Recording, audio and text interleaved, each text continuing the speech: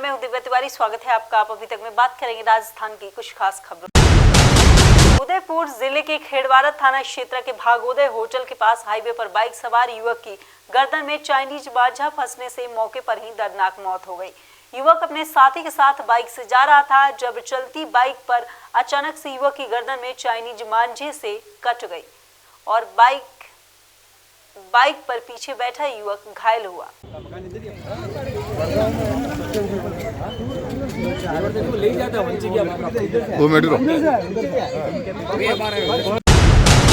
भाजपा के राजस्थान इकाई के अध्यक्ष सतीश पुनिया ने गुरुवार को कहा कि 2023 के विधानसभा चुनाव के बाद राजस्थान में सत्ता की डोर भाजपा के हाथ में होगी। मकर संक्रांति पर अपने घर पर संवाददाता से बातचीत करते हुए उन्होंने ये बात कही है। आगामी विधानसभा चुनाव परिणामों के बारे में उन्होंने पूछे जाने पर बताया कि डोर भाजपा के हाथ में ही होगी। नहीं, लेकिन उसको दुरुस्त करने के लिए कांग्रेस को पर्याप्त समय मिला है। लगभग 2 बरस हो गए और मुख्यमंत्री हमेशा कहते रहे कि हमने इस मामले को पूरे तरीके से समाधान कर दिया, एक दिशा पर ले आए। लेकिन उनकी जो मांगे हैं वो मैं देख रहा था, उनकी जिस तरीके की जायज़ मांगे हैं जिस पर वो विचार कर सकते हैं, लेकिन कांग्रेस के पास समाधान का पर्याप्त समय था। अब यदि कांग्रेस कोई बात कहती तो सियासत है। आरोप प्रत्यारोप नहीं करना चाहिए, शॉर्ट आउट करें इस मैटर को। समाधान करना ही चाहिए। सरकार की, राज्य सरकार की नैतिक जिम्मेदारी। राजस्थान के मुख्यमंत्री अशोक गहलोत ने कहा है कि संवेदनशील, पारदर्शी और जवाबदेह सुशासन राज्य का मूल मंत्र है। हर अधिकारी और कर्मचारी इस सूत्र के वाक्य को आत्मसात कर जनता से जुड़े और किसी तरह की कमी नहीं रखे। उन्होंने निर्देश दिए कि कार्मिक विभाग में एक अलग प्रकोष्ठ भी बनाया जाएगा। भीखाभाई भील, कितने नाम गिनाए, गोविंद शंकर पांड्या, उपाध्याय जी, एक से बढ़ के एक फ्रीडम फाइटर सुबह।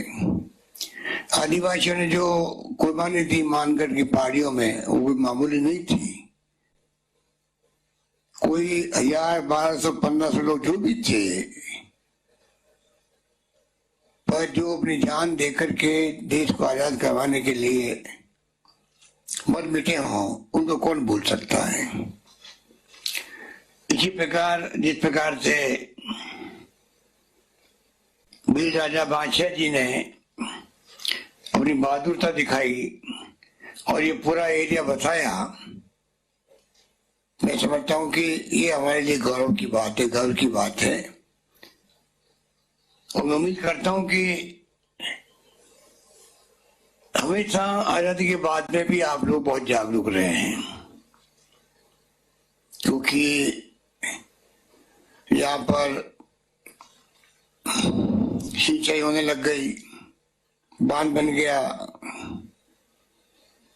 जोशी जी आज नहीं रहे, हरदे जोशी, पर आज जो सिंचाई का साधन उपलब्ध है, पीने का पानी उपलब्ध है, तब कैसे पूछ सकते हैं। एक से बढ़कर के सुझाव दिए गए।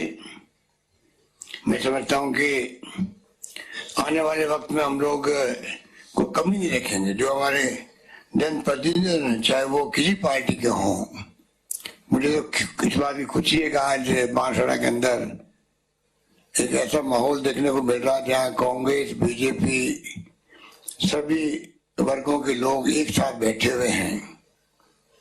जयेंद्र त्रिवेदी जी ने जिस प्रकार से अपनी पैरवी करी है आपके यहाँ की, मैं उम्मीद करता हूँ कि इनके पार्षदगण सब मिलकर के उसी दिशा में धारीवाल जी से, सरकार से, हम सब से, इतने विधायकों से संपर्क करके जो जो योजना आपने बनाई है और जो मांगे आपने की है, अभी आपके सांसद महोदय विस्तार से बता रहे थे, कनकमल कटारिया जी बहुत ही सीनियर नेता हैं, तो सब मिलकर के कैसे हम इस आदिवासी क्षेत्र में,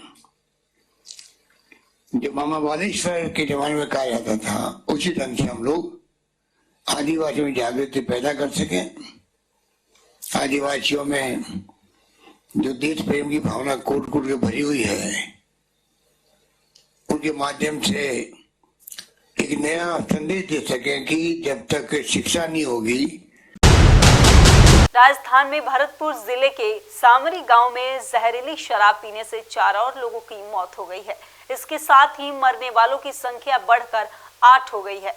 वहीं 5 लोगों की आंखों की रोशनी भी चली गई है। 2 लोगों की हालत गंभीर बनी हुई है। अपने बेबाक बयानों के लिए चर्चित रहने वाले पूर्व मंत्री और कांग्रेस विधायक भरत सिंह का एक बार फिर बयान सामने आया है। भरत सिंह ने अपनी ही पार्टी की गहलोत सरकार पर एक बार फिर घेरा है। सिंह ने प्रदेश में व्यापक पैमाने पर फैल रहे भ्रष्टाचार पर बड़ा बयान दिया है। सिंह ने मकर संक्रांति पर सीएम गहलोत को पत्र लिखकर कहा है कि राजस्थान में भ्रष्टाचार की पतंगे बहुत ऊंची उड़ रही है। राजस्थान विश्वविद्यालय परिसर में रह रहे शिक्षकों, अन्य स्टाफ और उनके परिजनों को आज बड़ी सौगात मिलने वाली है। विश्वविद्यालय में बिलासपुर का पानी पहुंचने के लिए 15.60 करोड़ रुपए की परियोजना आज मुख्यमंत्री अशोक गहलोत शिलान्यास करेंगे। राजस्थान की कुछ खास खबरों में फिलहाल इतना ही। फिर मुलाकात होगी कुछ नई ताजी खबरों के साथ। तब तक के लिए नमस्कार।